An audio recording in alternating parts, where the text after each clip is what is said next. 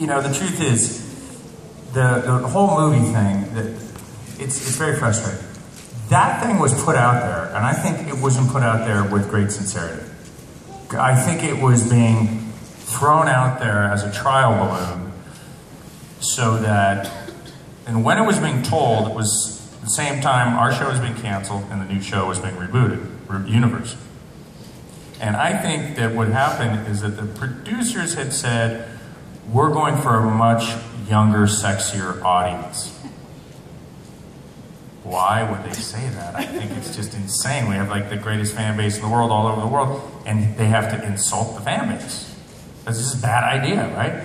I think they got some backslap from the networks and studios. Like, what are you doing? Like, you don't, that's bad publicity. You say we're additionally going to expand our audience, perhaps, but you don't have to ostracize your existing audience. What's up with that? So they let that, I think, rumor flow longer than it needed to flow. And it was really the fear of disenfranchising our existing audience that may not come over to Stargate Universe. To a certain degree, damage was already done, though, the way they handled it.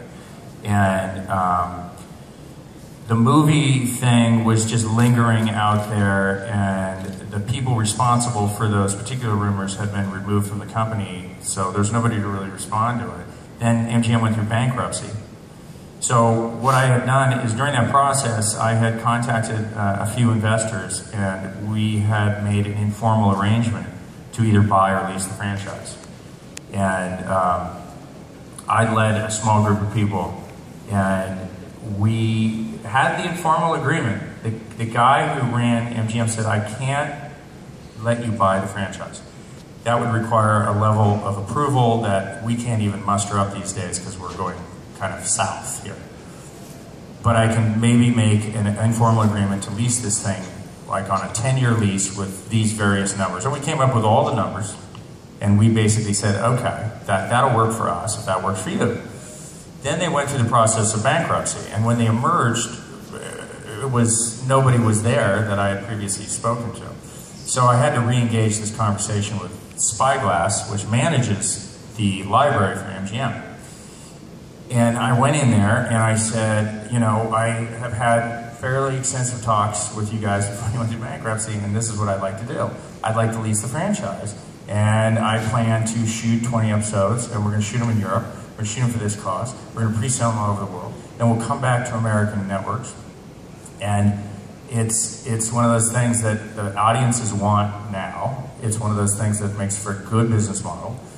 And because when I went there, they said, what are your plans? These are my plans. And they were fairly extensive, with real money. And the answer was pretty much like, wow, that's a really good idea. Thank you. And, you know, I wasn't sure if they were going to go do it or whether they just weren't interested. And I believe that they have been talking to Roland Emmerich on and off about whether they want to reboot the movie.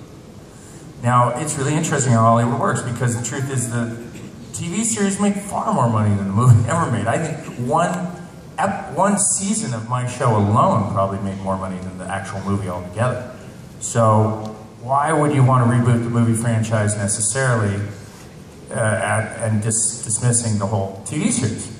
So it's part of Hollywood's little weird seduction with glamour and prestige.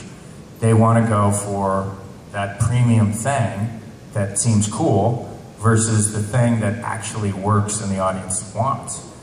And they may come around eventually. But I did reapproach them 6 months later thinking maybe they had a change of heart, and they did not have a change of heart. And I was upset. I never told anybody that for a really long time, because I was like, I can't tell anybody what I'm trying to do, particularly if it doesn't work out, you know, I'd feel bad. And now it just seems pretty much like a dead thing. Like I can't really engage them on that level. And yeah, hey, hi. Yeah. Was that 5 minutes or hey, hi? That was great seeing you, Joe. So, you know, it's unfortunate. I think everybody here would like to see a little more Stargate, right?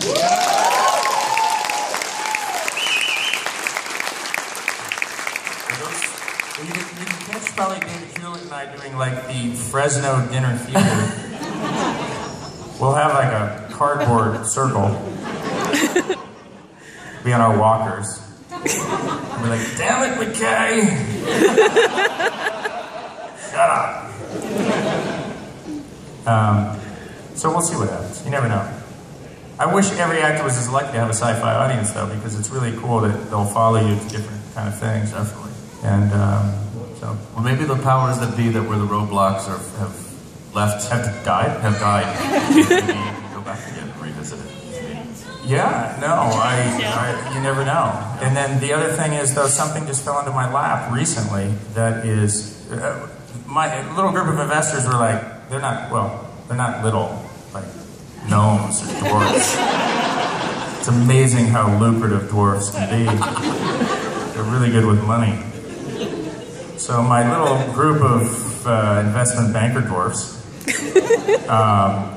they said, well, let's reinvent something. And that seems overwhelming, right? Oh my God, a mythology, you gotta reinvent a mythology. Well, something just fell into my lap that is weirdly good and has all the potential that a Stargate does have. And who knows where that goes. And, you know, I will be the guy with the gun, I guess. It would be totally inappropriate. It's like a family show, and I'll still be shooting people. They should get rid of that shepherd guy. It's really inappropriate. So who knows? Let's see what happens. Good luck with that, man. I hope. Yeah. Thank you. Sounds good. Any other questions? We take one more question. Anybody? Oh goodness, we got 5 people here.